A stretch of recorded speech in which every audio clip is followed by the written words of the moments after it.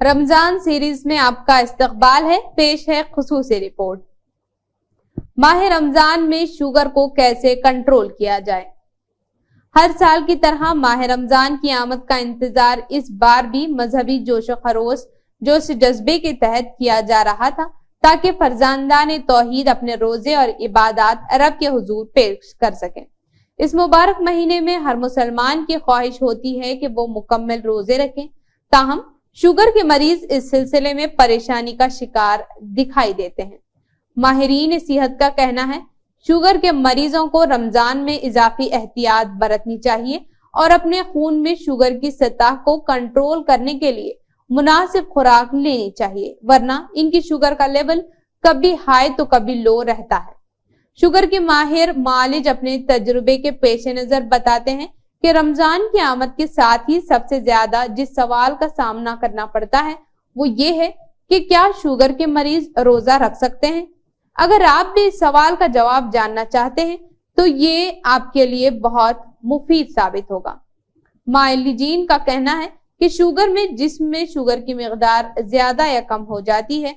ये ऐसा मर्ज है जिसे खत्म तो नहीं किया जा सकता, अलबत्ता कंट्रोल जरूर किया जा सकता है और इसे काबू पाने के लिए अद्वियात का सहारा लिया जाता है। उमूमी तौर पर इन दवाओं का साथ सारी उम्र के लिए होता है।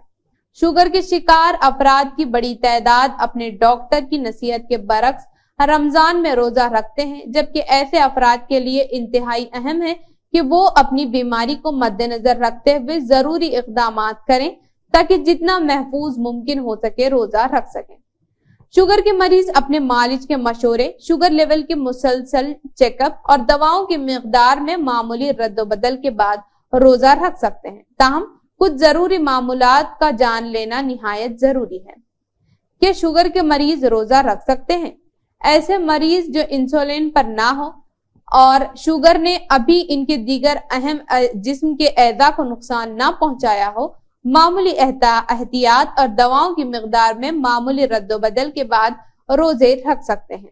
ताहम ऐसे मरीज जो इंसुलिन पर हों और शुगर ने उनकी किसी अहम जिस्मानी एज़ा को नुकसान पहुंचाया हो तो ऐसे मरीज मालिज के खुसूसी निगरानी, शुगर लेवल की सख्ती से जांच के बाद और इंसुलिन की यूनिट में रद्दोबदल के साथ रोजा रख सकते हैं। एक आम गलती, शुगर के मरीज रमजान के महीने में अपनी दवाओं के वक्त और मिकदार में एक संगीन गलती करते हैं, जिसके बाद रोजे के दौरान शुगर लेवल खतरनाक हद तक कम होने का खदशा लगा रहता है। उमूमी तौर पर शुगर कम करने वाली दवाओं की ज्यादा मिकदार नाश्ते से कबल ली जाती है, क्योंकि इसके बाद सुबह का नाश्ता यानी सहरी, दोपहर का खाना, शाम की चाय और रात का खाना होता है, जबकि रात के खाने से कबल 2 की कम मिकदार ली जाती है, क्योंकि इसके बाद सिर्फ रात का खाना होता है और सोने के दौरान शुगर वैसे ही कम होती है। रमजान में मरीज ये गलती करते हैं कि नाश्ते से कबल वाली दवा की मिकदार सहरी में और रात वाली दवा की मिकदार इफ्तारी में ले लेते हैं और यूं लो शुगर लेवल का शिकार हो जाते हैं। रोजे के दौरान दवा के तरतीब, इंसुलिन या गोलियों की मिकदार जो आम दिनों में नाश्ते से कबल ली जाती हो वो रमजान में इफ्तार के वक्त ली जाए, और जो मिकदार आम दिनों में रात के खाने से कबल ली जाती है वो सहरी के औकात में ले ली जाए, तो शुगर लेवल कम होने के खदशात ना होने के बराबर रह जाते हैं।